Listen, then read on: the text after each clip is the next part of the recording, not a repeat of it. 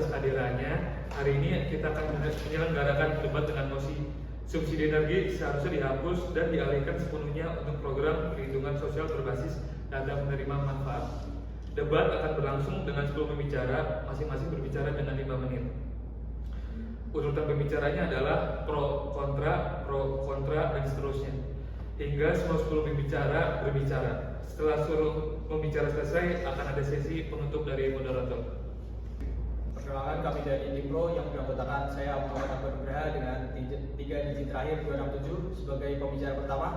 Saya Elvina Cynthia Dewi dengan nomor digit NIM terakhir 371 sebagai pembicara kedua.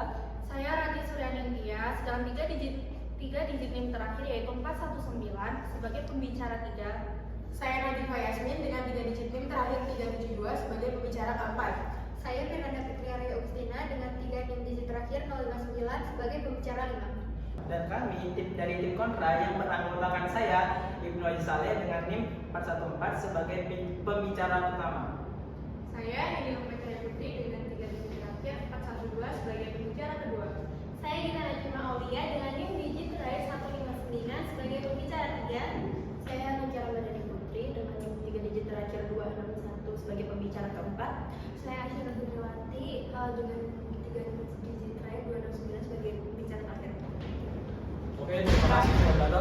Kami dari Limpro akan membawakan mosi debat, yaitu subsidi energi dianggap tidak tepat sasaran dan membebani APBN. Sementara kemiskinan masih tinggi, tercatat sampai dengan tahun 2024 mencapai 386,9 triliun. Atas dasar tersebut, subsidi energi seharusnya dihapus dan dialihkan sepenuhnya untuk program perlindungan sosial berbasis data penerima manfaat. Pada kali ini saya akan membuka debat ini dengan fakta bahwa subsidi energi di Indonesia selama ini dianggap sebagai bentuk kepedulian negara terhadap masyarakat. Tetapi kenyataannya, ketika kita melihat lebih dalam siapa yang benar-benar menikmati subsidi ini, data justru menunjukkan bahwa sebagian besar justru dinikmati oleh kelompok menengah dan kaya. Rumah tangga yang berpenghasilan tinggi mengonsumsi lebih banyak BBM, listrik, dan LPG, sehingga mereka otomatis mendapatkan porsi yang lebih banyak. Di sisi lain, masyarakat miskin yang konsumsi energinya rendah justru menerima manfaat yang paling kecil. Ketidakadilan struktural inilah yang menjadi dasar mengapa subsidi energi perlu dihapus dan dialihkan. Menurut data yang saya dapatkan dari media Indonesia, subsidi energi sebesar 386,9 triliun hingga tahun 2024 merupakan beban berat bagi APBN.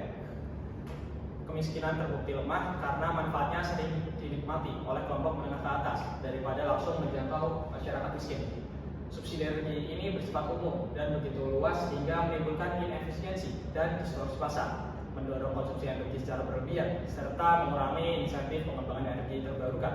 Sementara itu, angka kemiskinan nasional masih tetap tinggi dengan 24,06 juta penduduk miskin di Indonesia. Selanjutnya, mengalihkan subsidi energi ke program perlindungan sosial ini manfaatnya jauh lebih tepat sasaran. Bantuan yang langsung diberikan kepada penduduk miskin seperti PKH, bantuan pangan, BLT, dan Kartu Indonesia Pintar dapat dipantau efektivitasnya secara langsung dan dilakukan verifikasi penerima berdasarkan data by name by address. Dengan cara ini, APBN dapat digunakan lebih efisien untuk mengurangi kemiskinan, memperkuat daya beli, dan mendorong pemerataan sosial tanpa menciptakan pemborosan fiskal.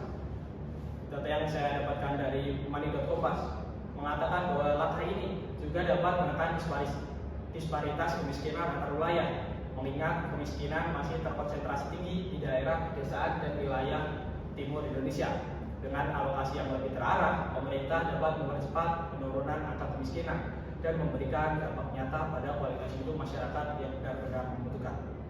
Data Kementerian Keuangan menunjukkan bahwa total dari subsidi Pertalite sebesar sekitar 93 triliun, yang 86%-nya atau sekitar 80 triliun justru dinikmati oleh 30% rumah tangga terkaya di Indonesia.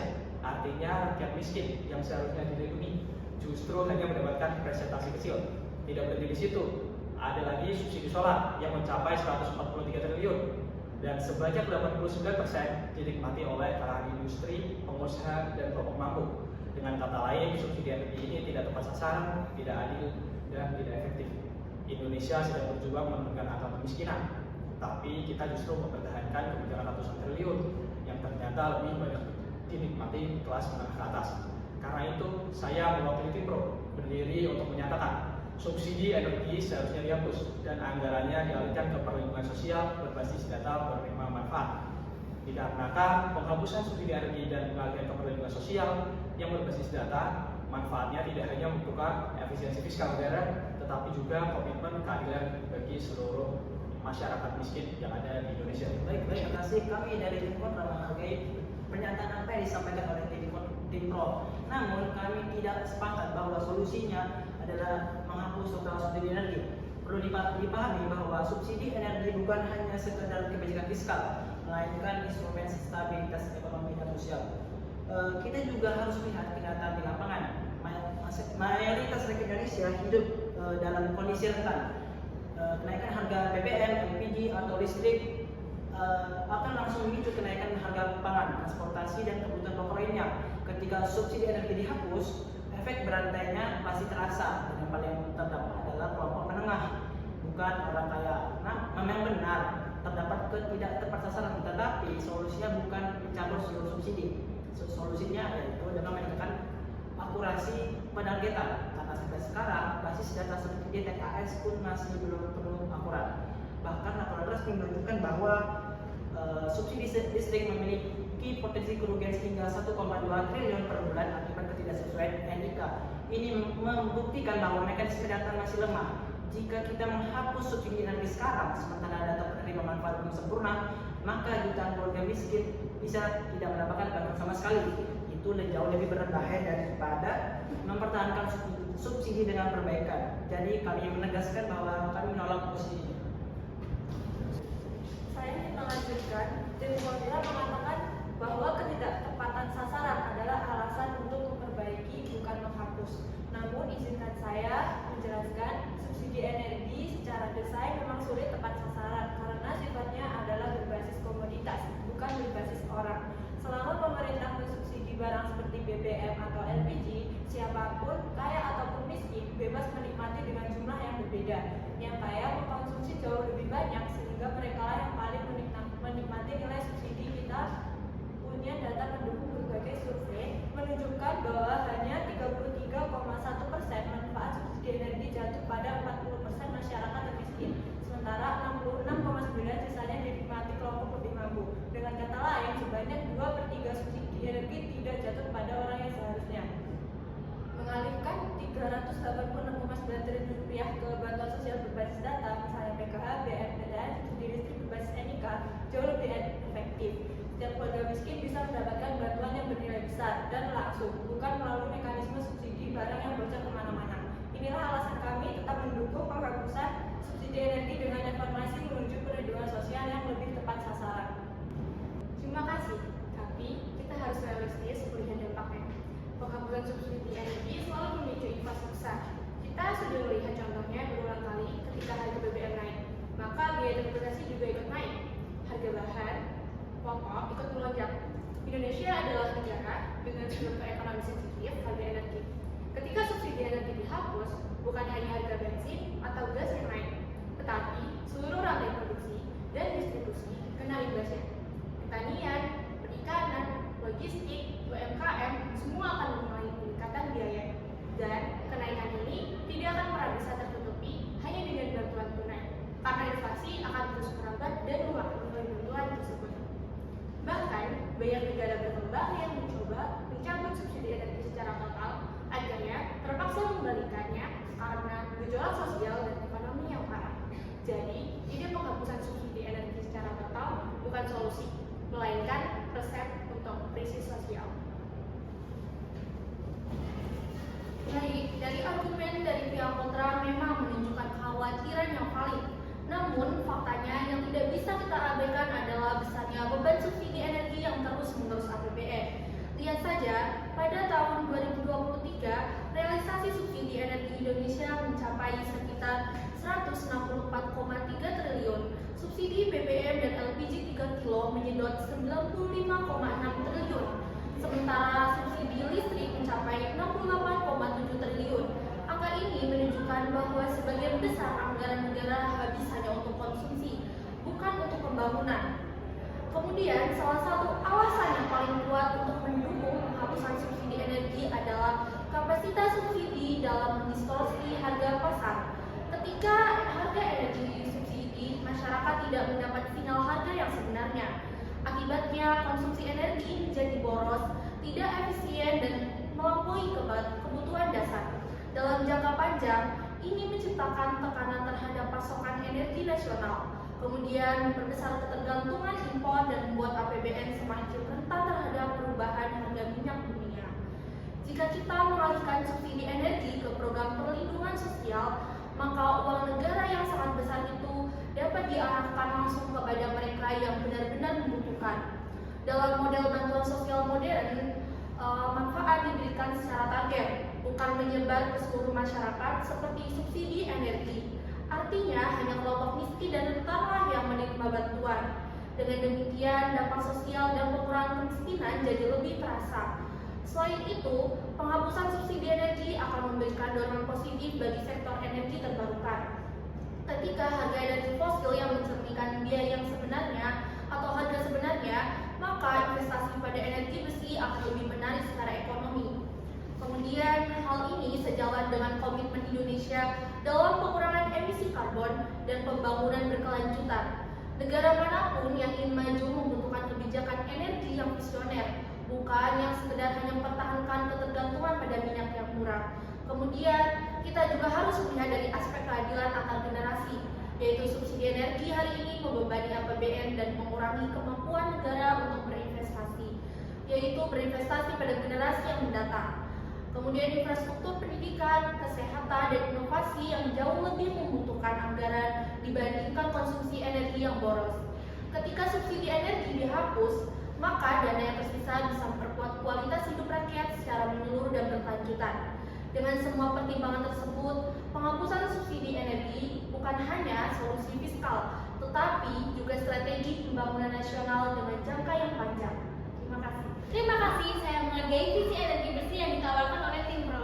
Namun, sebelum kita melompat ke masa depan, kita harus realistis bahwa transisi sebesar ini itu tidak bisa dibangun di atas fondasi yang masih rapuh. Tim Pro bicara soal arah yang jangka panjang, tetapi dasar pada hari ini aja masih belum sangat stabil. Kita lihat aja TTKS, Dukcapil, NIK, sampai hari ini aja masih jauh dari kata sinkron. Dan ini tuh bukan sekedar kekeliruan teknis di lapangan, tapi indikasi bahwa fondasi datanya tuh masih belum angkat-angkatan. Ada warga miskin yang tidak daftar sama sekali, ada alamatnya tidak valid dan adanya data ganda, dan juga ada keluarga rentan yang sebenarnya tuh layak mendapatkan bantuan, tetapi tidak pernah tercatat.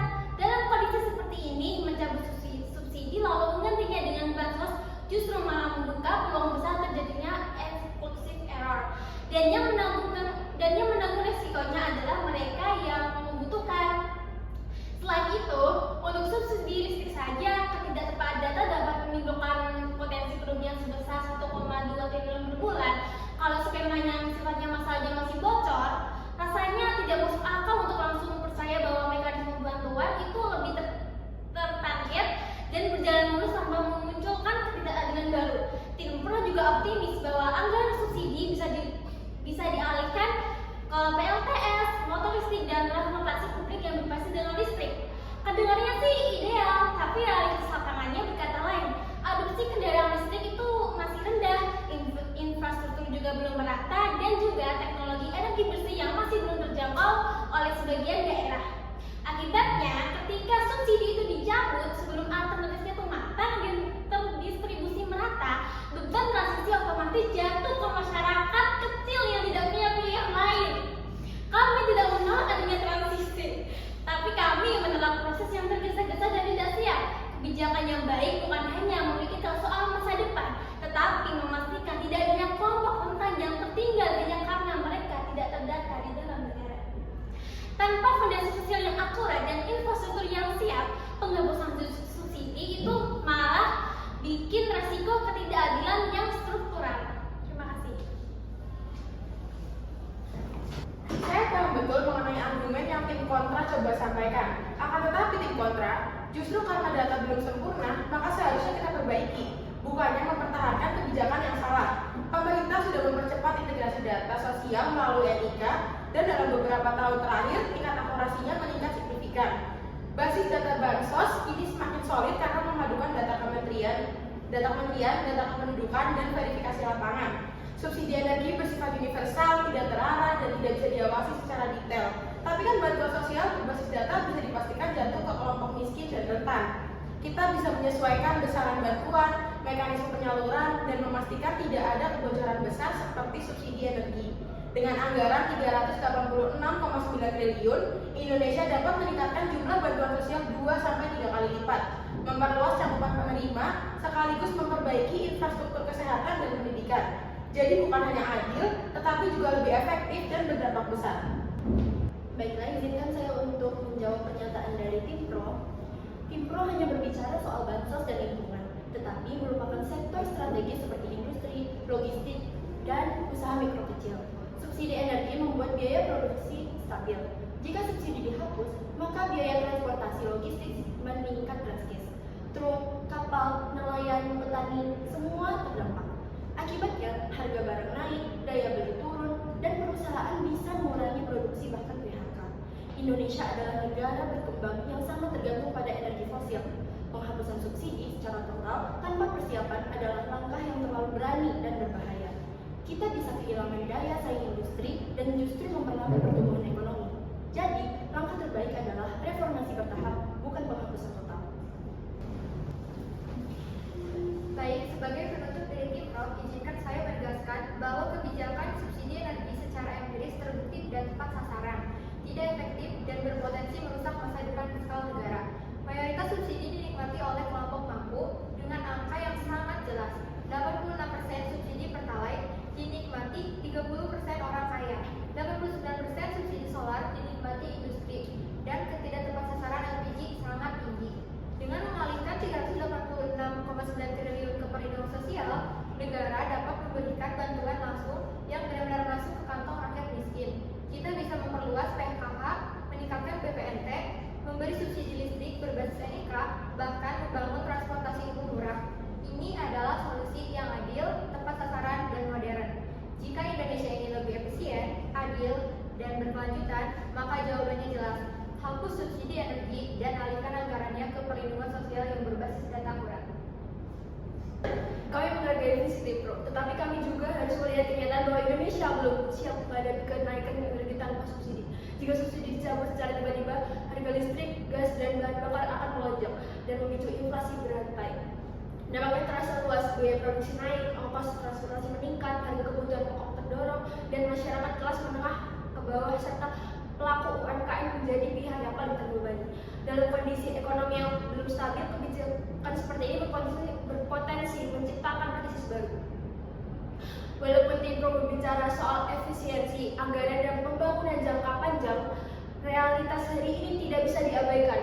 Daya beli masyarakat masih lemah, sebagian besar pendapatan habis untuk kebutuhan sehari-hari. Jika pengeluaran energi meningkat, kesejahteraan otomatis menurun, dan tekanan sosial maupun psikologis muncul meski tidak selalu tampak dalam statistik resmi.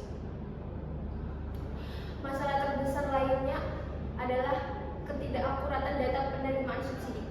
Ketidaktepatan ini membuat subsidi tidak selalu tepat sasaran, tetapi solusi bukan menghapus subsidi total. Jika subsidi dicabut sebelum sistem pendataan dibenahi, ketidakadilan akan semakin melebar. Kelompok mampu masih bisa beradaptasi, sementara masyarakat miskin dan rentan justru semakin terhimpit. Subsidi energi memang tidak sempurna, tetapi masih menjadi bantalan penting bagi rakyat dan stabilitas harga. Karena itu, langkah yang rasional adalah memperbaiki pendataan, melakukan retargeting, meningkatkan transparansi, dan menyiapkan transisi terhadap bertahap yang manusiawi. Berdasarkan risiko inflasi, penurunan daya beli, ancaman terhadap UMKM, dan potensi ketidakadilan, Tim Kontra menolak posisi ini. Bukan karena menolak perubahan, tetapi karena perubahan yang tidak memihak rakyat bukanlah kemajuan. Terima kasih.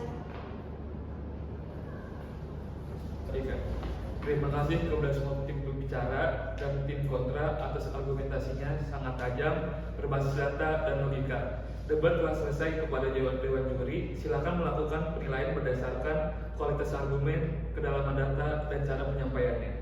Hadirin sekalian, itu penutup sesi debat kita hari ini. Terima kasih atas partisipasinya dan perhatiannya. Semoga debat ini memberi wawasan baru dan mendorong diskusi yang konstruktif. Selamat sore.